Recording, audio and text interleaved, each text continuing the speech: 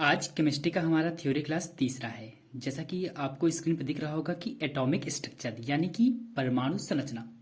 तो परमाणु संरचना के बारे में सीखने से पहले हम लोग एक स्टेप पीछे जाएंगे। जैसा कि हम लोगों ने स्टेट्स ऑफ मैटर यानी कि पदार्थ की अवस्था के बारे में पढ़ा था, तो वहां पे हम लोगों ने ये सीखा था कि जो हमारा पदार्थ होता है वह स्थान घेरता है और साथ ही साथ उसमें कुछ न कुछ द्रव्यमान होता है। तो उसके बाद हुआ क्या, बात ये उठा कि दुनिया में सबसे सूक्ष्मतम कण क्या है। तो जब ये सर्च होने लगा कि दुनिया का सबसे सूक्ष्मतम कण क्या है, तो हमारे भारतीय और कुछ यूनानी थे जो पुराने समय के प्रारंभ में स्टार्टिंग में वही लोग थे कि भारतीय और यूनानी थे। उन्होंने बताया कि पदार्थ जो हमारा होता है वह 5 मुख्य तत्व से मिलकर बना होता है। जैसा कि मैंने इसका चर्चा पहले ही चैप्टर में कर चुका हूं मैं कि जो हमारा पदार्थ होता है वह 5 मूल तत्वों से मिलकर बना होता है। पृथ्वी, आकाश, जल, वायु और अग्नि। जैसा कि शक्तिमान में आप लोगों ने शक्तिमान के निर्माण के समय देखा होगा, क्षितिज, जल, पावक, गगन और समीर, ये 5 चीजें हैं। इसके बाद क्या हुआ, इसके बाद हुआ कि भारत के ही महान ऋषि कणाद जी जो थे, उन्होंने बताया कि दरअसल जो हमारा पदार्थ होता है सबसे इसका सूक्ष्मतम जो कण होता है वह होता है परमाणु, जिसका मैंने यहाँ पे लिखा है डिफिनीशन। और ये जो डिफिनीशन मैंने लिखा है ये आधुनिक परमाणुवाद है। अभी हम लोग इसके रिजल्टेंट पे जाएंगे कि पीछे हुआ क्या था और आधुनिक परमाणुवाद और पुराना जो था जिसको हम लोगों ने क्रॉस कर दिया है उसमें क्या अंतर है।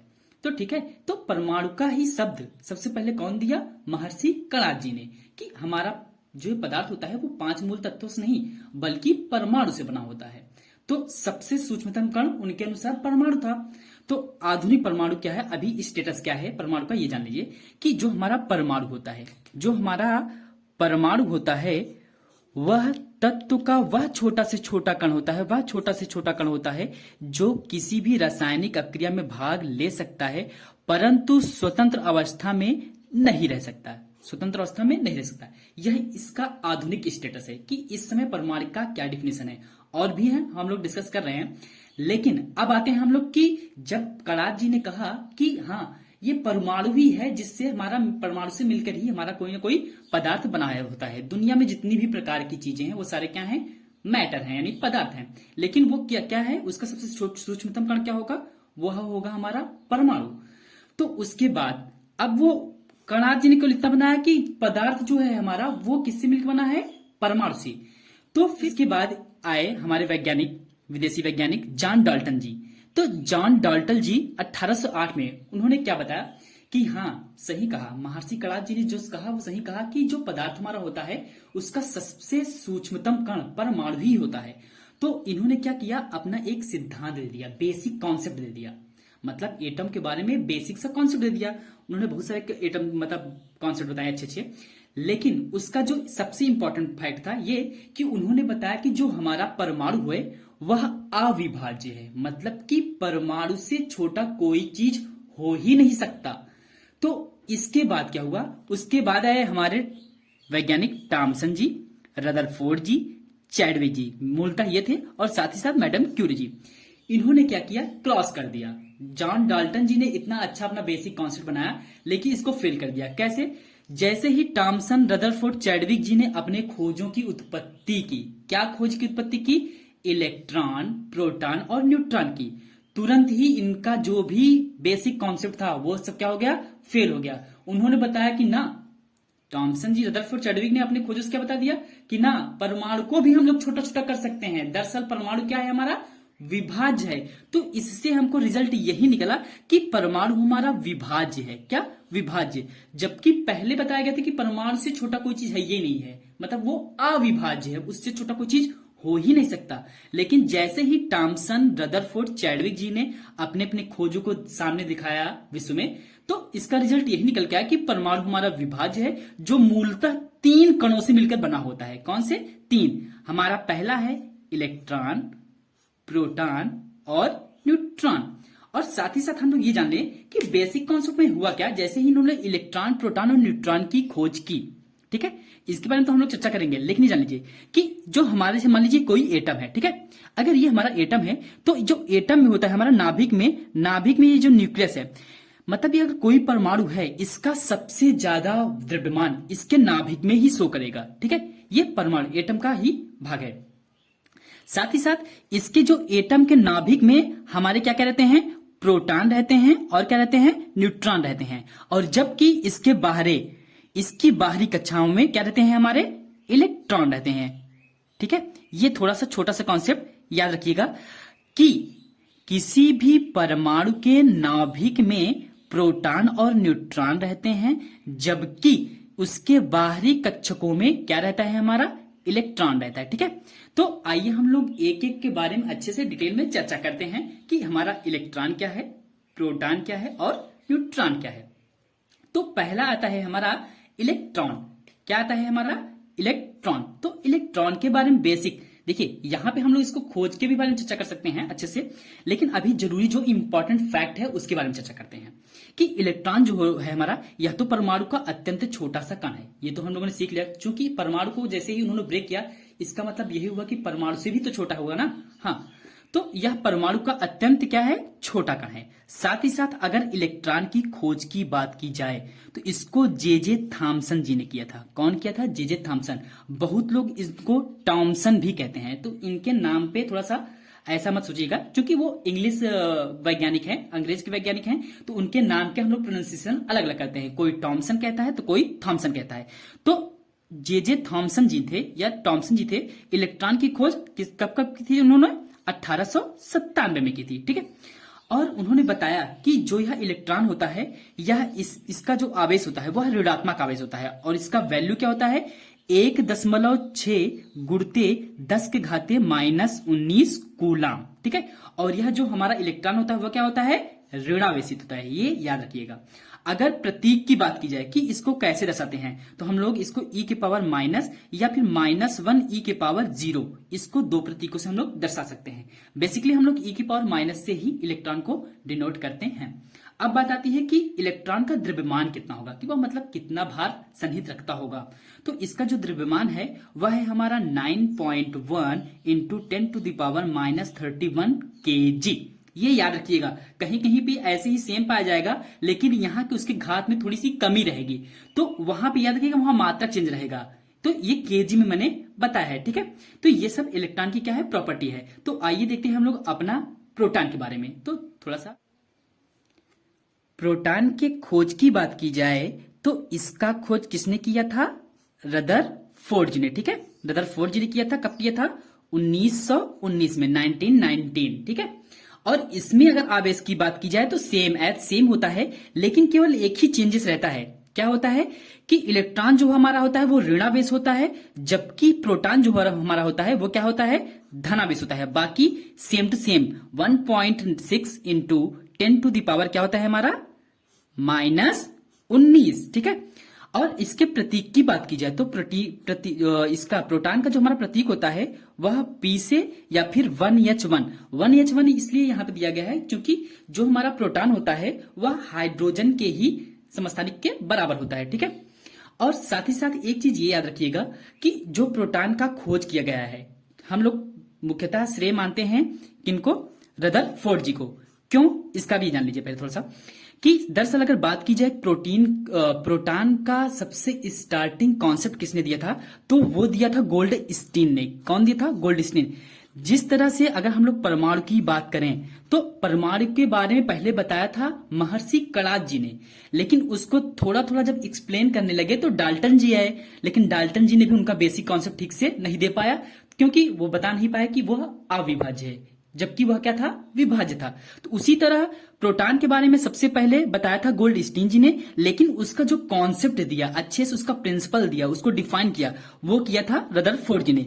इसलिए हम लोग प्रोटॉन की खोज के खोजकर्ता जो मानते हैं वो क्या करते हैं, रदरफोर्ड। लेकिन अगर एग्जाम में अगर ऑप्शन में आ जाता है कि प्रोटॉन की खोज किसने की और उसमें रदरफोर्ड जी नहीं रहते हैं, तो वहां पे हम लोग गोल्डस्टीन जी को टिक करेंगे, ये याद रखिएगा। और साथ ही साथ अगर हम लोग प्रोटॉन की द्रव्यमान की बात करें तो प्रोटॉन का द्रव्यमान क्या होता है, 1.6 इंटू 10⁻27 kg। ये मात्रक जरूर याद रखिएगा। ठीक है, और नोट पॉइंट में हम लोग ये सीखेंगे कि इसका भार, अगर प्रोटॉन के भार की बात की जाए कि 1H1 के परमाणु भार के 1H1 के परमाणु भार के लगभग बराबर होता है। इसलिए मैंने बोला ना कि इसका जो प्रतीक है वो या तो हम लोग P कह सकते हैं या फिर 1H1 यानी कि हाइड्रोजन के परमाणु के बराबर कर सकते हैं। इसीलिए इसका नोट पॉइंट यही है कि इसका जो भार होता है हमारा वह 1H1 यानी कि हाइड्रोजन के परमाणु भार के लगभग बराबर होता है।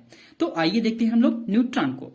तो न्यूट्रॉन क्या है? अगर न्यूट्रॉन की खोज की बात की जाए तो न्यूट्रॉन की खोज हमारा किसने की था? चैडविक जी ने, जेम्स चैडविक जी ने किया था। कब किया था? 1932 यानी कि 1932 में की थी। अगर इसमें आवेश की बात की जाए तो यह आवेश जो होता है उदासीन होता है, मतलब इस पे कोई भी चार्जेस नहीं रहते हैं, यह आवेश रहित होता है। ठीक है, उदासीन का मतलब क्या हुआ कि वह आवेश रहित है, इसके पास कोई भी आवेश नहीं रहता है। अगर न्यूट्रॉन के प्रतीक की बात की जाए तो इसको हम लोग n या फिर 0n1 से भी प्रदर्शित कर सकते हैं। और न्यूट्रॉन के द्रव्यमान, अगर न्यूट्रॉन का द्रव्यमान क्या होगा हमारा 1.6 इंटू 10⁻⁻27 kg। अब यहाँ पे नोट पॉइंट में ये भी है कि जो हमारा प्रोटॉन और न्यूट्रॉन होता है वह दोनों ही हाइड्रोजन के परमाणु भार के लगभग बराबर ही होता है। तो अगला हमारा है टॉपिक जो है हमारा एटॉमिक वेट और मॉलिक्यूलर वेट। यहाँ पे उसका डिफिनेशन लिखा है, लेकिन आप लोग जान लीजिए है क्या ये एटॉमिक वेट और मॉलिक्यूलर वेट। अभी हम लोग एटॉमिक वेट के बारे में जो आप सोच रहे हैं वो यहाँ पे नहीं बताया गया है। दरअसल यहाँ पे एटॉमिक वेट और जो मॉलिक्यूलर वेट है वो इसके बारे में हम लोग ये बताने जा रहे हैं कि हम लोग इसकी गणना करते कैसे हैं कि किसी भी तत्व या किसी भी पदार्थ का परमाणु भार या फिर अणुभार हम लोग किसके पैमाने पे तय करते हैं। तो दरअसल होता क्या है कि किसी भी तत्व का परमाणु भार, किसी भी तत्व का परमाणु भार वह संख्या है जो किसी तत्व का एक परमाणु कार्बन 12 के 1/12 भाग द्रव्यमान अथवा हाइड्रोजन के 1.008 भाग द्रव्यमान से कितना भारी है।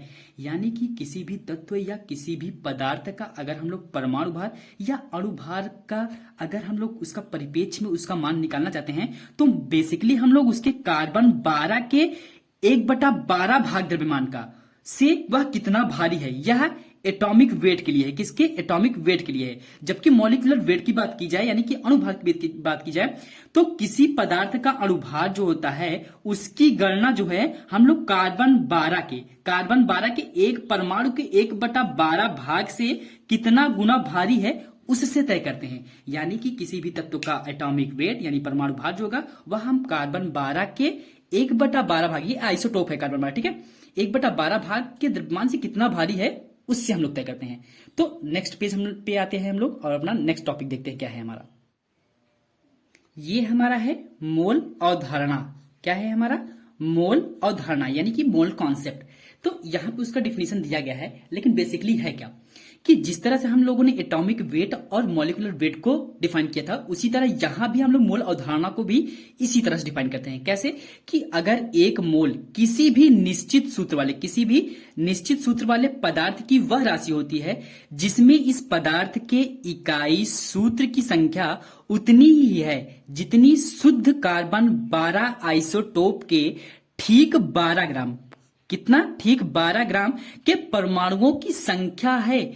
कहने का मतलब ये है, उन्होंने बताया कि कार्बन 12 जो आइसोटोप है अगर उसके हम लोग 12 ग्राम परमाणुओं को ले ले तो वह हमारा 1 मोल होता है। तो मोल के अगर इकाई मान की बात की जाए कि जिस तरह से कार्बन 12 आइसोटोप के 12 ग्राम के परमाणुओं को हम लोग 1 मोल कहेंगे, तो 1 मोल की वैल्यू कितनी होगी? तो 1 मोल की वैल्यू जो होगी हमारी वह 6.022 इंटू 10⁻23 यानी कि 6.022 गुणित 10⁻23 होता है। यह हमारा 1 मोल का मान होता है। और यह क्या है जो भी हम लोगों ने ऊपर डिस्कस किया कि कार्बन के 12 ग्राम या 1 मोल में इतना ही परमाणु होते हैं, ये याद रखिएगा। नोट पॉइंट में क्या है कि यह जो हमारा 6.022 इंटू 10⁻23 यानी ये जो हमारा मोल का इकाई मान है इसे हम लोग आवोगाड्रो संख्या के नाम से भी जानते हैं। तो नेक्स्ट है हमारा कि परमाणु क्रमांक और परमाणु संख्या। तो परमाणु क्रमांक क्या होता है और परमाणु संख्या क्या होता है? दरअसल ये दोनों ही चीजें एक ही हैं, जिसे हम लोग इंग्लिश में क्या कहते हैं? Atomic number. तो अगर एटॉमिक नंबर की खोज की बात की जाए, दरअसल ये चैप्टर है तो आवर्त सारणी का, ठीक है, तत्वों का आवर्ती वर्गीकरण है, लेकिन फिर भी बेसिकली हम लोग छोटा मोटा तो जान ही सकते हैं कि परमाणु की खोज किसने की। तो परमाणु की खोज दरअसल मोजले ने की थी। क्यों? अगर आप लोगों ने पहले से अगर तत्वों का आवर्ती वर्गीकरण समीकरण तत्वों का आवर्ती वर्गीकरण अगर चैप्टर पढ़ा होगा तो आप लोगों ने जाना होगा कि उन्होंने मेंडलीव की आवर्त सारणी का जो आधुनिकीकरण किया था वो दरअसल परमाणु क्रमांक के ही आधार पर किया था। उन्होंने बताया कि जो तत्व होते हैं दरअसल परमाणु भार के समानुपाती न होकर वो परमाणु क्रमांक के समानुपाती होते हैं। इसका मतलब ये हुआ कि मोजले ने 1913 में ही क्या किया, परमाणु क्रमांक की खोज की। और हम लोग परमाणु क्रमांक को दरअसल जेड से दर्शाते हैं। किसी भी तत्व के परमाणु क्रमांक को हम किससे दर्शाते हैं? जेड से, ठीक है। किसी तत्व के परमाणु के नाभिक पर, किसी तत्व के परमाणु के नाभिक पर उपस्थित समस्त धनावेश, याद रखिएगा, उपस्थित समस्त धनावेश की संख्या को परमाणु संख्या कहते हैं। धनावेश की बात हो रही है, याद रखिएगा, उसे हम लोग क्या कहते हैं? परमाणु संख्या। हमको पता है कि जो प्रोटॉन होता है हमारा, जो प्रोटॉन होता है वह हमारा क्या होता है? धनावेश होता है। तो याद रखिएगा कि दरअसल जो परमाणु संख्या होता है या फिर परमाणु क्रमांक वह हमारा होता है प्रोटॉनों की संख्या के बराबर, या फिर हम लोग कह सकते हैं इलेक्ट्रॉनों की संख्या के बराबर। तो याद रखिएगा, चाहे परमाणु संख्या कहा जाए, प्रोटॉन संख्या कहा जाए, चाहे इलेक्ट्रॉनों की संख्या कहा जाए, ये तीनों ही आपस में बराबर होते हैं। जैसे कि अगर मैं कह दूं कि अगर मेरे पास कोई एक तत्व है, उसकी जो परमाणु संख्या है वह है 10, तो मैं पूछ लूं कि आपको प्रोटॉनों की संख्या क्या होगी या फिर इलेक्ट्रॉनों की संख्या क्या होगी, तो भी आप उसको 10 ही बोलेंगे। ये उसके केवल नाम में ही डिफरेंस है, बाकी चीजें एक ही है। चाहे परमाणु संख्या कहे, चाहे प्रोटॉनों की संख्या कहे, चाहे इलेक्ट्रॉनों की संख्या कहे। ओके, तो आइए देखते हैं हम लोग अपना नेक्स्ट द्रव्यमान संख्या। ठीक है, क्या सीखेंगे हम लोग? द्रव्यमान संख्या, जिसे क्या कहते हैं इंग्लिश में? Mass number. तो दरअसल मास नंबर होता क्या है, यहां पे देखिए कि किसी भी तत्व या किसी भी परमाणु, ठीक है, परमाणु की जो द्रव्यमान संख्या होती है वह उसके नाभिक में स्थित न्यूट्रॉनों और प्रोटॉनों की संख्या के योगफल के बराबर होती है। इसका मतलब यह हुआ कि अगर किसी भी तत्व का अगर हम लोग द्रव्यमान संख्या निकाल रहे हैं या फिर किसी भी परमाणु का द्रव्यमान संख्या निकाल रहे हैं, ठीक है, तो क्या करेंगे हम लोग? उसके प्रोटॉनों की संख्या और उसके न्यूट्रॉनों की संख्या को अगर हम लोग जोड़ लें तो हम लोग क्या पाएंगे? द्रव्यमान संख्या। और द्रव्यमान संख्या को हम लोग ए से प्रदर्शित करते हैं। किससे? ए से प्रदर्शित करते हैं। अच्छा, जैसे ही मैंने कह दिया कि द्रव्यमान संख्या बराबर हमारा होता है कि प्रोटॉनों की संख्या और प्लस न्यूट्रॉनों की संख्या, यानी प्रोटॉनों की संख्या का योग और न्यूट्रॉनों की संख्या का योग। और इसके पहले ही मैंने आपको बताया कि हमारा जो इलेक्ट्रॉन होता है, प्रोटॉन होता है और परमाणु क्रमांक जो होता है वो तीनों ही बराबर होता है। तो इसका मतलब दूसरा फार्मूला हम लोग यह भी कह सकते हैं ना कि द्रव्यमान संख्या बराबर, अब प्रोटॉनों की संख्या बराबर इलेक्ट्रॉनों की संख्या होती है, तो इलेक्ट्रॉनों की भी संख्या कह सकते हैं और तो न्यूट्रॉनों की संख्या तो ऑब्वियस सी बात है रहेगा ही रहेगा। और तीसरा ये भी बन सकता है कि द्रव्यमान संख्या बराबर परमाणु क्रमांक प्लस न्यूट्रॉनों की संख्या, यानी कि प्रोटॉनों की संख्या बराबर इलेक्ट्रॉनों की संख्या बराबर न्यूट्रॉनों परमाणु क्रमांक के बराबर। ठीक है, ये याद रखिए कि प्रोटॉनों की संख्या जो होती है वो इलेक्ट्रॉनों की संख्या के बराबर होता है और परमाणु क्रमांक के बराबर होता है। इसलिए हम लोगों ने द्रव्यमान के 3 फार्मूले यहाँ पे पाए। ठीक है, तो इसको शॉर्ट फॉर्म में हम लोग ये भी कह सकते हैं कि जब हम लोग द्रव्यमान को अगर ए से प्रदर्शित कर रहे हैं और परमाणु क्रमांक को हम जेड से प्रदर्शित कर रहे हैं, न्यूट्रॉन को एन से प्रदर्शित कर रहे हैं, तो हमारा ए बराबर जेड प्लस एन हो जाएगा। अब जैसे यहां पे मैं प्रतीक रूप में आपको दर्शाता हूं, दिखा एक एग्जांपल कि जैसे मान लीजिए हमारा कोई एक्स कोई परमाणु का प्रतीक है, जैसे हमारे पास कोई तत्व है वो मान लीजिए एक्स है, तो जो इसको दर्शाएंगे कैसे? उसके परमाणु क्रमांक को हम लोग नीचे परमाणु क्रमांक किससे दर्शाते हैं? जेड से। ठीक है, परमाणु क्रमांक हम लोग किससे दर्शाते हैं? जेड से। तो ये हमारा परमाणु क्रमांक हो गया और उसके परमाणु भार या फिर परमाणु द्रव्यमान को हम लोग उस तत्व के प्रतीक के ऊपर रखेंगे। ठीक है, ये है। या फिर हम लोग ऐसे भी कर सकते हैं, एक तत्व पे ही ले लेते हैं, जैसे ये हमारा ऑक्सीजन एक तत्व है, तो ऑक्सीजन का जो परमाणु क्रमांक होता है हमारा वो कितना होता है? 8 होता है और इसके जो परमाणु भार यानी द्रव्यमान संख्या जो होता है वो क्या होता है? हमारा 16। तो आप इससे भी समझ सकते हैं कि कैसे आप लोग एक ही तत्व पर उसके परमाणु क्रमांक और परमाणु भार को दर्शा सकते हैं। इस तरह से हम लोग दर्शाएंगे कि हमारा बीच में तत्व रहेगा, उसके इधर साइड नीचे साइड हमारा परमाणु क्रमांक रहेगा और उसके जस्ट ऊपर क्या रहेगा? हमारा परमाणु भार। एग्जाम्पल के तौर पे एक प्रश्न बनता है मोस्टली ये कि एक तत्व का परमाणु क्रमांक अगर 19 है, याद रखिएगा क्या है?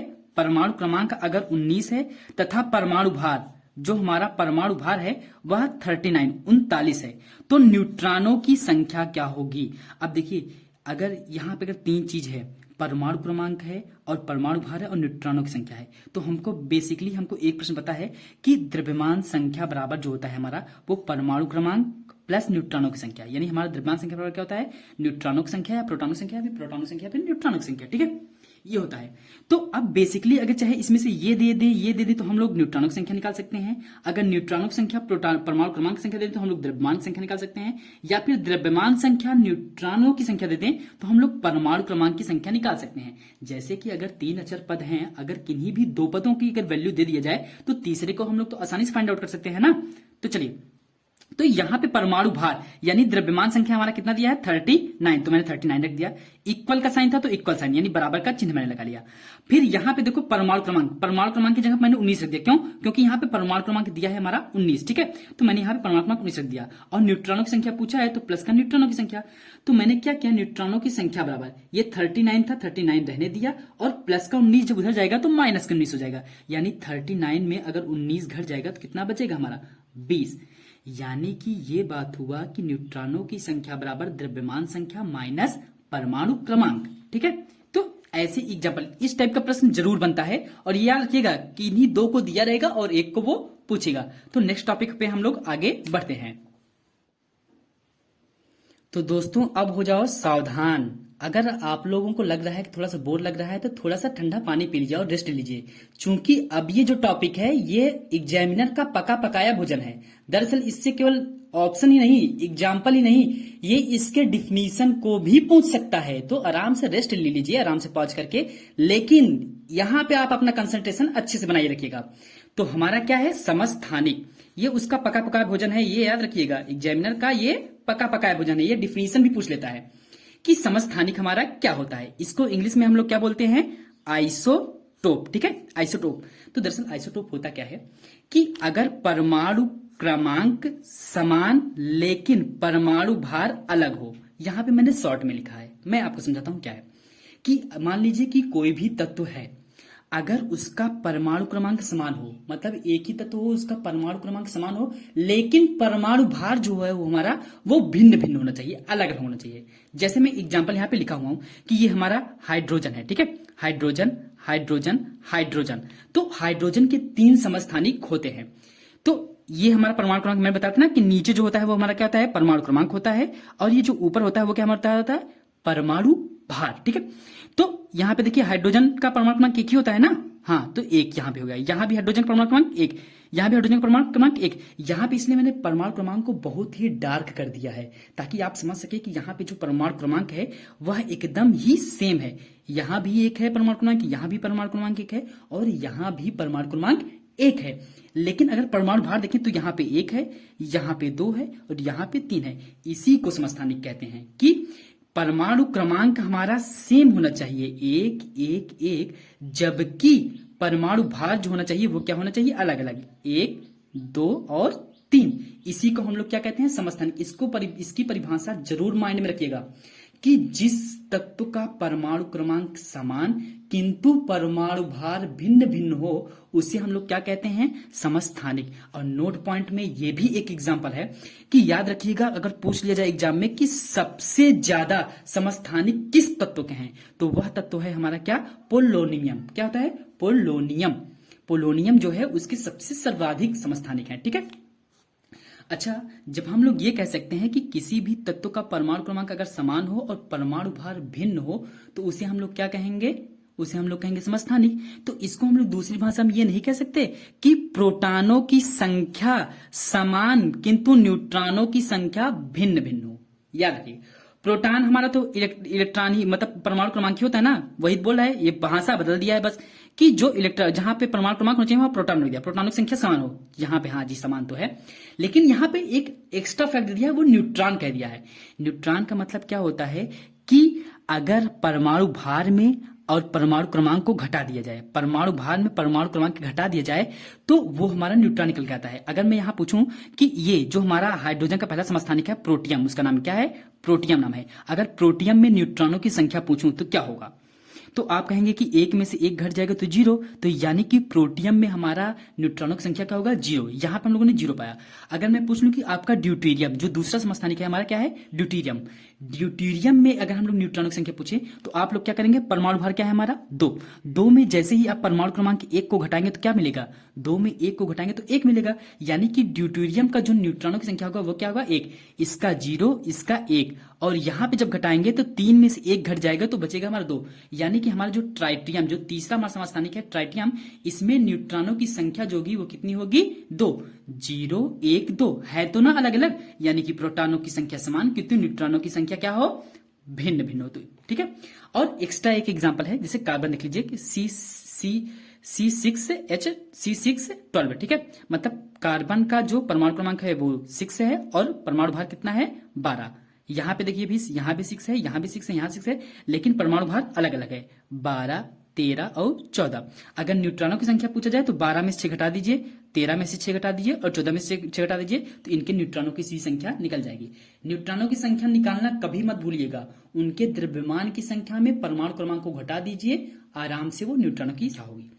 दूसरा सबसे इंपॉर्टेंट, खोइएगा नहीं, सुनते रहिएगा अच्छे से, कि जो हमारा संभारिक है, क्या, संभारिक, जिसे इंग्लिश में हम लोग कहते हैं आइसोबार। आइसोबार क्या होता है, इसी का जस्ट अपोजिट होता है। वहां पे क्या होता था कि हमारा परमाणु क्रमांक जो था वो सेम था, लेकिन यहां पे आपको परमाणु भार जो है वो सेम रहेगा। मतलब कि ऐसा तत्व जिसका परमाणु भार समान हो किंतु परमाणु क्रमांक अलग अलग हो। देखिए यहां पे 18 है, यहां पे 19 है और यहां पे 20 है। यानी कि परमाणु भार हमारा जो हो, परमाणु द्रव्यमान जो हो या फिर परमाणु भार जो हो वो हमारा समान होना चाहिए, 40 40 40।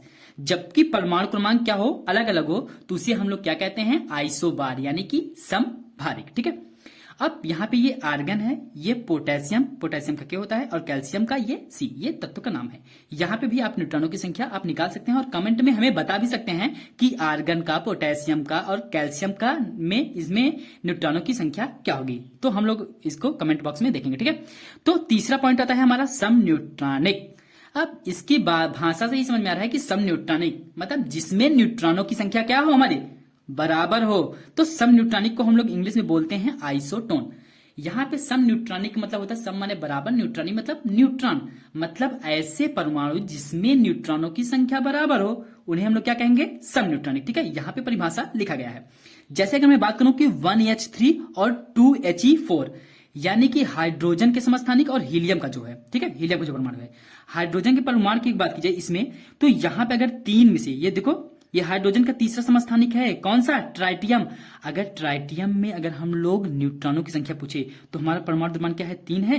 ठीक है। तो मैंने 3 में से एक को क्या कर दिया, घटा दिया। जब 3 में से एक को घटाया तो हमारा 2 आया, यानी न्यूट्रॉनों की संख्या यहाँ पे क्या आया, 2। उसी तरह जब हीलियम के परमाणु में मैंने चेक किया तो क्या किया, परमाणु द्रव्यमान यहाँ पे क्या था, 4 था। तो 4 में मैंने परमाणु क्रमांक को घटा दिया।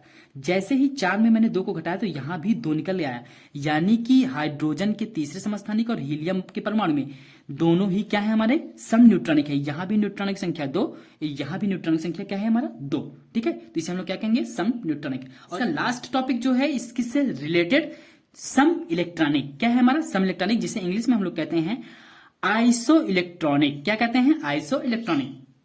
यहां पे थोड़ी सी समझने वाली बात है, कुछ है नहीं, बहुत ही सिंपल है कि जिन आयनों और परमाणुओं के इलेक्ट्रॉनिक विन्यास, यहां एक नया शब्द है इलेक्ट्रॉनिक विन्यास, इलेक्ट्रॉनिक विन्यास समान होते हैं उन्हें हम लोग क्या कहते हैं, सम इलेक्ट्रॉनिक। अब इलेक्ट्रॉनिक विन्यास का मतलब क्या होता है, फिलहाल अभी तो हम लोगों ने इलेक्ट्रॉनिक विन्यास पर चर्चा नहीं किया है, फिर भी मैं थोड़ा सा बता देता हूं, इसके बाद हम लोग इलेक्ट्रॉनिक विन्यास पे ही आते हैं। ठीक है।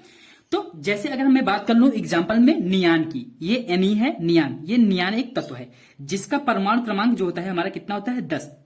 लेकिन अगर हम लोग नियान के आयन की बात की जाए, यानी कि अगर नियान ये नियान है और ये सोडियम है, अगर सोडियम का तत्व पे अगर आयन की बात की जाए, सोडियम आयन तत्व की बात की जाए तो उस पर क्या होता है, एक पॉजिटिव। तो याद रखिएगा अगर किसी भी तत्व के ऊपर पॉजिटिव साइन है, इसका मतलब ये हुआ कि वो जो तत्व है अपना एक परमाणु डोनेट कर दिया है, दान दे दिया, मतलब उसमें से एक तत्व निकल चुका है। अगर इसका परमाणु क्रमांक सोडियम का 11 है, अगर 11 में से एक परमाणु निकल जाएगा तो कितना बचेगा, 10 ही बचेगा ना। तो यहां पे देखिए, यानी कि नियान और Na पॉजिटिव सोडियम के ऊपर धनात्मक हो तो इन दोनों को हम लोग क्या कहेंगे, सम इलेक्ट्रॉनिक। मतलब इनकी जो इलेक्ट्रॉन की संख्या है वो क्या है, बराबर है। ठीक है, जैसे इसमें न्यूट्रॉनों की संख्या बराबर होती है इसी तरह इसमें इलेक्ट्रॉनों की संख्या क्या है, बराबर है। क्यों, यहां पे नियान है तो इसका 10 है ही, लेकिन यहां पे सोडियम का 11 होता है, जबकि इसने एक क्या कर दिया, त्याग दिया। यहां पे प्लस का साइन लगाया ना, एक प्लस का साइन मतलब एक त्यागा है, अगर दो का प्लस का साइन रहेगा तो मतलब उसने दो परमाणु क्या कर दिया है, त्याग दिया है। इसी तरह हम लोग आते हैं मैग्नीशियम में। क्या, मैग्नीशियम, अगर मैग्नीशियम देखेंगे तो मैग्नीशियम का परमाणु क्रमांक जो होता है वो 12 होता है, लेकिन इसके ऊपर चार्ज जो लगा है हमारा कितना लगा है, 2। तो यानी कि अगर 12 में से अगर 2 घटा देंगे तो हमारा कितना आएगा, 10। यानी कि ये तीनों क्या है, सम इलेक्ट्रॉनिक है। और साथ साथ एल्यूमिनियम भी, एल्यूमिनियम का हमारा परमाणु क्रमांक जो होता है वो होता है 13, लेकिन 13 में जैसे ही 3 घटा देंगे, यहां पे 3 पॉजिटिव साइन का मतलब है कि ये 3 परमाणु अपना दान दे दिया है। तो 3 परमाणु जैसे ही निकल जाएगा तो बचेगा हमारा 10, यानी कि neon, sodium Na positive, Mg double positive और Al 3 पॉजिटिव। ठीक है, कि मैग्नीशियम का डबल पॉजिटिव और एल्यूमिनियम का ट्रिपल पॉजिटिव जो है, ये चारों क्या होंगे हमारे, सम इलेक्ट्रॉनिक। याद रखिएगा, सम इलेक्ट्रॉनिक का मतलब ये होता है कि उनमें इलेक्ट्रॉनों की संख्या किसी भी तरीके से समान होना चाहिए। तो आइए देखते हैं हम लोग अपने इलेक्ट्रॉनिक विन्यास। ठीक है, इलेक्ट्रॉनिक विन्यास को सबसे अच्छी तरह डिफाइन किया है तो वो किए हैं हमारे अफबाउ जी। जी हाँ, अफबाउ ने जो अपना प्रिंसिपल दिया, यानी कि उनका जो सिद्धांत था वो बहुत ही बेस्ट था और सबसे अच्छा एक्यूरेट था। कि यहाँ पे उन्होंने बहुत कुछ बताया है, आप आसानी से पढ़ सकते हैं। मैं इसके डायरेक्ट पॉइंट पे आता हूं कि क्या इसका पॉइंट होने वाला है। पॉइंट ये होने वाला है, इन्होंने बताया कि किसी भी तत्व का जो परमाणु होगा, ठीक है, उसके पास तो इलेक्ट्रॉन रहेगा ही, लेकिन उन इलेक्ट्रॉनों का वितरण किस तरह से की जाए उसको इन्होंने अच्छे से डिफाइन किया। कैसे डिफाइन किया, उन्होंने बताया कि जो भी कम ऊर्जा वाला, देखो पढ़ लेते हैं, कि किसी परमाणु के इलेक्ट्रॉन विभिन्न उपकोषों में उनकी ऊर्जाओं के बढ़ते हुए क्रम में प्रवेश पाते हैं। इनका मतलब, इसका मतलब यह हुआ कि कम ऊर्जा का उपकोष इलेक्ट्रॉनों से सर्वप्रथम भरा जाएगा। जो कम ऊर्जा वाले इलेक्ट्रॉन होंगे, उस जो कम ऊर्जा वाले उपकोष होंगे उसको इलेक्ट्रॉन से हम लोग पहले भरेंगे। उसके पश्चात जो होगा हमारा इलेक्ट्रॉन, वो क्रमशः अधिक ऊर्जा वाले उपकोषों में भरे जाते हैं। तो अब आती बात उपकोष की, तो मैं एक पेन ले लेता हूं तब आपको समझाता हूं। तो यहां पे बेसिकली इन्होंने 4 उपकोष बताए परमाणु के। क्या क्या बताया हमारे, वो बताया SS एक हमारा उपकोष है, सब सेल जिसे इंग्लिश में बोलते हैं। दूसरा है हमारा P, ठीक है, और तीसरा जो है हमारा वो है D, और चौथा जो है हमारा वो है F। और याद रखिएगा ये सभी स्मॉल लेटर में होने चाहिए, ये सब सेल है। ठीक है, तो इन्होंने उपकोषों में कैसे इलेक्ट्रॉनों का वितरण किया, कि कम ऊर्जा वाले में पहले भर जाएगा या फिर अधिक ऊर्जा वाले में जाएगा, तो कैसे किस तरह से किया। इसके साथ साथ आप लोग ये जान लीजिए कि हमेशा जो S उपकोष होगा उस पे हमेशा 2 रहेगा, मतलब कि S उपकोष में मैक्सिमम 2 इलेक्ट्रॉन ही भरे जाएंगे। और P उपकोष की बात की जाए तो P में 6 भरे जाएंगे, और D उपकोष में भी बात की जाए तो D में टोटल 10 इलेक्ट्रॉन, और F उपकोष की बात की जाए तो यहां पे टोटल 14 इलेक्ट्रॉन भरे जा सकते हैं। तो उन्होंने अपनी एक श्रेणी दी, ये देखिए यहां पे मैंने डायरेक्ट एक श्रेणी दे दी है। दरअसल उन्होंने इस तरह से उसको फॉर्म किया था। तो फॉर्म कैसे किया ये देख लीजिए कि किस तरीके से आता है। ये यहां से चले आप, एक 1s, फिर 2s, फिर 2p, 3s, ये इनका एक सीक्वेंस है। तो इसको घबराइए नहीं, इस सीक्वेंस को मैंने एक यहां पे आसानी से लिख दिया है कि पहले 1s आएगा, फिर क्या आएगा, फिर क्या आएगा, इस तरह से उनका पूरा श्रेणी है। लेकिन सबसे इंपॉर्टेंट बात कि S में मैक्सिमम कितने रहते हैं, 2, P में कितने रहते हैं, 6, और D में 10, और F में 14। और यहां पे मैंने केवल उसकी श्रेणी को लिखा है, यहां पे दर्शाया नहीं है। यहां पे आप जब भी तत्व के किसी के इलेक्ट्रॉन का वितरण करेंगे तो वहां आप इसके अकॉर्डिंग लगा लेंगे। जहां जहां S दिखेगा उसके ऊपर आप 2 लगाएंगे, और जहां P दिखेगा वहां 6, और जहां D दिखेगा वहां 10, और F जहां दिखेगा वहां क्या लगाएंगे मेरे भाई, वहां पे लगाएंगे आप 14। तो ठीक है, तो आइए हम लोग इसको अच्छे से एग्जाम्पल पे समझते हैं। ठीक है, तो एग्जाम्पल हमारे आपके सामने इस तरह रहने वाला है। तो अब हम लोग वीडियो के एंड में आने वाले हैं, और ये रहा आपका इलेक्ट्रॉनिक विन्यास। अगर इलेक्ट्रॉनिक विन्यास को आपने सीख लिया ना, तो शायद है यार कि तत्वों का जो आवर्ती वर्गीकरण होता है उसको आपने समझ लो 50% उसके न्यूमेरिकल सॉल्व कर लिए। यहां पे इसका तो केवल मात्र 10% ही यूज होगा, वहां पे इसका 50%, 50 से 60% यूज होने वाला है। ठीक है, तो इलेक्ट्रॉनिक विन्यास को हम लोगों ने अभी ये पढ़ा ना कि अफबाउ प्रिंसिपल कैसे है। तो उसके श्रेणी को मैंने यहाँ ऊपर लिख लिया ताकि जब मैं आपको एग्जाम्पल बताऊं उसका तो आप रिलेट कर सकें कि मैं कुछ गलत तो नहीं बता रहा हूं, कि उन्होंने जिस तरह से इलेक्ट्रॉनों को वितरण करने के लिए कहा मैं उसी तरह से वितरण कर रहा हूं या नहीं। और साथ ही साथ ये एग्जाम्पल, वो परिभाषा नहीं समझ में आएगा, लेकिन यहाँ एग्जाम्पल में आपको 3 इंपॉर्टेंट पॉइंट जरूर ही याद करने होंगे, तभी जाके आप इलेक्ट्रॉनिक विन्यास को सॉल्व कर सकते हैं। थोड़ा सा पेन ले लेते हैं कि अगर इलेक्ट्रॉनिक विन्यास आपको सॉल्व करना है, ठीक है, अगर इलेक्ट्रॉनिक विन्यास अगर आपको सॉल्व करना है तो मैं जो जो बोल रहा हूं उसके पॉइंटों को ध्यान याद रखिए, ठीक है। जैसे कि पहला एग्जांपल है हमारा यहाँ पे ओ मतलब होता है हमारा ऑक्सीजन, ये ऑक्सीजन का प्रतीक है, ठीक है। और उसका जेड मतलब कि ये जेड बराबर क्या है हमारा परमाणु क्रमांक। तो ऑक्सीजन का जो परमाणु क्रमांक होता है 8, यानी कि अगर किसी भी तत्व का अगर आपको इलेक्ट्रॉनिक विन्यास निकालना है तो उसका परमाणु क्रमांक आपको याद होना ही चाहिए।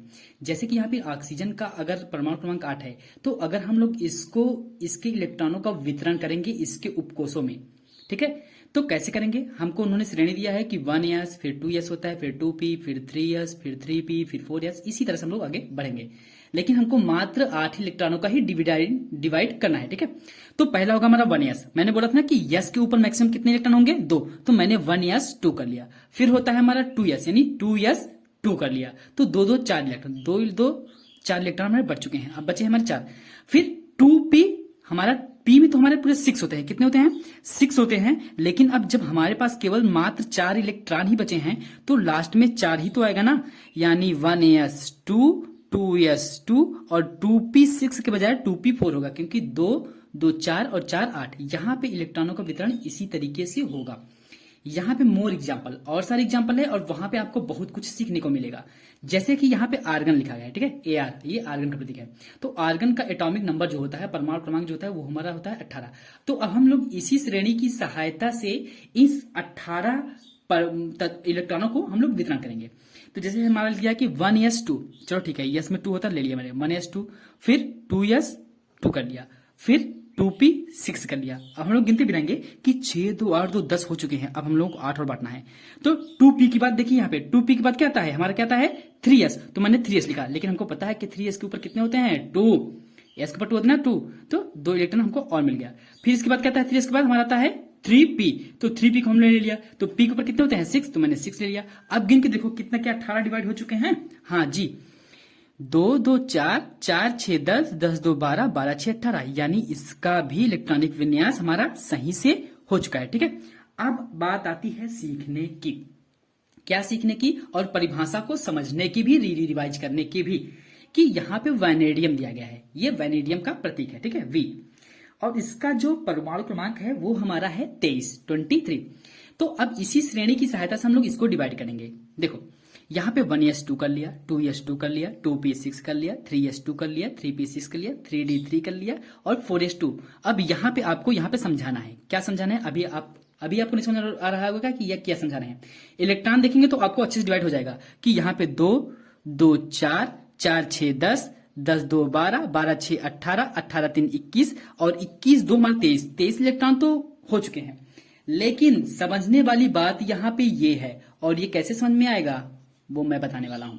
देखिए, मैंने अभी आपको बताया कि इलेक्ट्रॉनों का वितरण जो होगा वो आपबाउ प्रिंसिपल के इस श्रेणी से होगा। अगर आप लोग ध्यान देंगे तो अगर 3D के पहले देखेंगे तो हमारा क्या है 3p, यहां पे आ जाइए हम लोग 3p पाते हैं। यहां पे देखेंगे 3p के बाद हमारा 4s आता है, जबकि मैंने यहां पे 3p के बाद 4s ना लेके 3D ले लिया है, उसके बाद जाके 4s लिया है। फिर से सुन लीजिए, अगर आप लोग 3p के बाद देखेंगे श्रेणी में, मूल श्रेणी से अगर 3p के बाद देखेंगे तो 4s आता है, लेकिन मैंने 4s ना लेके उसके आगे वाला जो उपकोष है वो 3d ले लिया है। ऐसा क्यों? यहां पे रूल ये है बच्चे कि अगर कोई भी इलेक्ट्रॉन लास्ट कक्षक में जाता है तो हमको पता है कि पहले कम ऊर्जा वाले उपकोषों में भरेंगे, उसके बाद अधिक ऊर्जा वालों में। तो यानी कि मतलब ये हुआ कि जो हमारा S होता है उसका जो ऊर्जा होता है वो कम होता है, तभी तो वो पहले आ रहा है ना, सबसे कम ऊर्जा वाला, इससे कम, फिर इससे थोड़ा सा ज्यादा, थोड़ा सा ज्यादा, थोड़ा सा ज्यादा। और P का क्या होता है, इससे ज्यादा होता है, और इससे ज्यादा किसका होता है, D का होता है, और इससे ज्यादा किसका होता है, F का होता है। यानी सबसे कम ऊर्जा हमारा S का होता है, S सेल का होता है, उससे कम हमारा होता है P सेल का, उससे कम होता है हमारा D सेल का, और उससे कम होता है हमारा F सेल का। ठीक है, इसीलिए मैंने क्या किया, यहाँ पे S है, देखो ये D वाला क्या किया मैंने, यहाँ पे 4, यहाँ पे दो चीजें हैं, ध्यान रखिएगा कि मैंने 4s में पहले भर दिया, ठीक है, यहाँ पे 4s में पहले भर दिया, 4s 2 कर दिया, लेकिन यहाँ पे 3d3, जबकि अगर मैं चाहता तो 3d3 में ही पूरा चीजें भर सकता था, लेकिन नहीं, चूंकि कम ऊर्जा वाले सेल को भरना जरूरी है, इसलिए मैंने 4s2 इधर कर दिया और 3d3 ये कर दिया। और दूसरी बात ये है, ये याद रखिएगा कि जो भी हमारा लास्ट इलेक्ट्रॉन जिसमें जा रहा है उसको अगर पूरा फुलफिल नहीं हो रहा है वो वाला, तो उसको हम लोग उसके पहले रखेंगे, यानी 4s2 को बाद रख दिए और 3d3 को पहले। शायद थोड़ा सा आपको कंफ्यूजन लग रहा होगा, लेकिन मैं आपको अगला जब एग्जांपल लूंगा तो शायद समझ पाएंगे आप लोग, ठीक है, या फिर से इसको समझ लीजिए ताकि आपको ये क्रोमियम को समझाने में आपको आसानी पड़े। ठीक है, मैंने क्या कहा कि बेसिकली आप लोग 3p से यहां से आप तुलना करेंगे, मेन मुख्य श्रेणी से आप तुलना करेंगे, तो 3p के बाद आप देखेंगे तो 4s आएगा, जबकि 4s की बजाय मैंने 3d लिया है। क्यों, इसलिए मैंने ऐसा लिया है क्योंकि हमको पता है कि पहले जो हमारा इलेक्ट्रॉन होता है वह कम ऊर्जा वाले सेल में जाता है, उसके बाद जो है हमारा वो बड़ी ऊर्जा में जाता है। तो कम वाले ऊर्जा को मैंने भर दिया, 4s2 में मैक्सिमम 2 ही इलेक्ट्रॉन आ सकते हैं ना, S में 2 ही आ जाते हैं, तो मैंने 2 भर दिया, बचा हमारे कितना 3, तब जाके मैंने 3d3 कर दिया। ठीक है, ये याद रखिएगा, S वाला लास्ट कर देंगे, जो खाली रहेगा ये देखिए 3d में हमारा 10 इलेक्ट्रॉन आ सकता है, लेकिन यहाँ पे है कितना 3, तो इसको हम लोग जो लास्ट वाला जो कक्षा जो भरा रहेगा उसको लास्ट में रखेंगे और जो खाली रहेगा उसको उससे पहले रखेंगे, ये याद रखिएगा। ठीक है, अब यहाँ पे इसके इन दोनों के साथ साथ एक चीज और सीखने को मिलेगा, क्या सीखने को मिलेगा, यहाँ पे हम लोग करके दिखाते हैं। देखो मेन श्रेणी से आप तुलना करिएगा, मैं यहाँ कर लगा रहा हूं, ये मुझे 24 इलेक्ट्रॉनों को बांटना है, तो मैंने क्या किया, पहले 1s2 कर लिया, मेरा 2 इलेक्ट्रॉन हो गया, फिर मैंने क्या कर लिया 2s2 कर लिया, फिर मैंने कर लिया 2p6 कर लिया, फिर मैंने क्या कर लिया 3s2 कर लिया, फिर मैंने क्या कर लिया 3p6, तो यहां तक गिन लीजिए, 2 2 4 4 6 10 10 2 12 6 18 18 बढ़ चुके हैं। ठीक है, अब बचे कितने हैं हमारे पास, 6 बचे हैं, 18 बढ़ चुके हैं और 6 इलेक्ट्रॉन बचे हुए हैं। अब अगर इस श्रेणी की बात की जाए, अभी भी मैंने बताया था कि पहले हम लोग किसमें बांटेंगे, ये लास्ट वाला, चलो यहाँ पे आ गया, चलो यहाँ पे अगर हम लोग यहाँ 4s ले रहे हैं और यहाँ पे 3d ले रहे हैं, यहाँ ध्यान देखिएगा, ध्यान से 3d ले रहे हैं। अब इसमें आपको एक पॉइंट और याद रखना पड़ेगा, अब जैसे अगर आप लोग भरना चाहेंगे तो क्या करेंगे, यहाँ पे आप 2 ले लेंगे और यहाँ पे 4 कर देंगे, लेकिन नहीं, ऐसा नहीं होगा, इसका एक रूल और है। एक रूल ये है कि D वाला जो उपकोष होता है या F वाला जो उपकोष होता है, अगर हाफ फील्ड के करीब में है, जैसे कि D में जो हमारा D सेल होता है, D में मैक्सिमम कितने इलेक्ट्रॉन हो सकते हैं, 10, लेकिन अगर यह 5 के करीब यानी अगर 4 के करीब में रहेगा तो वो एक एक्स्ट्रा अपने आप वाले से अपने सामने वाले से 1 इलेक्ट्रॉन एक्स्ट्रा कवर कर लेगा, यानी कि यहाँ पे 4 ना होके अब यहाँ पे आ जाएगा 5 और यहाँ पे 2 के बजाय क्या रह जाएगा, 1 ही रह जाएगा, जबकि यहाँ देखा जाए तो 4 होना चाहिए, लेकिन ये क्या करेगा, हाफ फील्ड का नियम है कि अगर उसके आधे के करीब में रहेगा तो वो क्या करेगा, वो बगल वाले से भी 1 इलेक्ट्रॉन एब्सॉर्ब कर लेगा। जैसे कि D का आधा होगा 5, तो इसका मतलब वो 4 कभी नहीं रख सकता, मतलब D में कभी भी 4 नहीं हो सकते, D के ऊपर 1 इलेक्ट्रॉन, D के ऊपर 1 इलेक्ट्रॉन हो सकते हैं, D के ऊपर 2 इलेक्ट्रॉन हो सकते हैं, D के ऊपर 3 इलेक्ट्रॉन हो सकते हैं, लेकिन D के ऊपर 4 इलेक्ट्रॉन कभी नहीं हो सकता। वो क्या करेगा, 1 इलेक्ट्रॉन और एब्सॉर्ब करके वो डायरेक्ट 5 बना लेगा, हाफ फील्ड। ठीक है, इसी तरह D के ऊपर 9 इलेक्ट्रॉन नहीं हो सकते, अगर 9 इलेक्ट्रॉन होगा तो वो अपने सामने वाले से क्या कर लेगा, एब्सॉर्ब करके वो D10 पूरा ही कर लेगा। इसी तरह F ब्लॉक में भी होता है। ठीक है, अच्छा चलो, ये तो हो गए ये मूल तत्वों का इलेक्ट्रॉनिक विन्यास। अब हम लोग देखते हैं धनायनों का इलेक्ट्रॉनिक विन्यास कैसे होता है। जैसे यहां पे लिखा है हमारा कैल्शियम, ठीक है, ये हमारा कैल्शियम तत्व है और कैल्शियम का जो परमाणु क्रमांक होता है हमारा 20 होता है। तो इसी श्रेणी के हिसाब से आप लोग देखेंगे तो 1s2 2s2 2p6 3s2 3p6 4s2, इलेक्ट्रॉनों को गिनेंगे तो हम लोग 2 इलेक्ट्रॉन 2 2 4 4 6 10 10 2 12 12 6 18 18 2 20, यहाँ पे इलेक्ट्रॉनों का वितरण अच्छे से हुआ है। ठीक है, लेकिन अगर हम बात की जाए तब तो कैल्शियम के डबल आयन की, जिसपे कैल्शियम के ऊपर डबल पॉजिटिव है, तो अभी इसके पहले ही मैंने बताया था कि अगर किसी भी तत्व के ऊपर अगर डबल पॉजिटिव है, मतलब उसने अपने 2 इलेक्ट्रॉन त्याग दिए हैं, डोनेट कर दिए हैं, तो इसका ये बताइए, अगर हमारा परमाणु क्रमांक कैल्शियम का 20 था, अगर उसमें से 2 निकल गया तो कितना बचेगा हमारा 18 बचेगा ना। तो अब हम लोग अगर कैल्शियम के आयन के अगर इलेक्ट्रॉनिक विन्यास करेंगे तो इस तरीके से होगा 1s2 1s2 2s2 2p6 3s2 3p6। क्यों? अब यहां पे जो 2 इलेक्ट्रॉन कम हो गया ना, तो इसलिए मैंने 4s2 को क्या कर दिया, यहां से रिमूव कर दिया। ठीक है, क्योंकि यहां पे दो ही इलेक्ट्रॉन कम हुआ ना, तो मैंने 4s वाला गैप कर दिया। देखिए 2 2 4 6 10 2 12 6 18 के 18 इलेक्ट्रॉन हमारा डिवाइड हो गया। अब देख लीजिए इसी तरह से हम लोग फेरस को भी कर सकते हैं, मतलब आयरन को भी कर सकते हैं और कॉपर भी कर सकते हैं। लेकिन यहाँ पे सीखने वाली चीज ये है कि फेरस में करेंगे जब केवल आयरन रहता है, मतलब जब लोहे का प्रतीक रहता है Fe का, चलो ठीक है। लेकिन अगर Fe के ऊपर अगर डबल पॉजिटिव कर दिया जाए तो उसको हम लोग फेरस आयन बोलते हैं। क्या कहते हैं? Ferrous iron.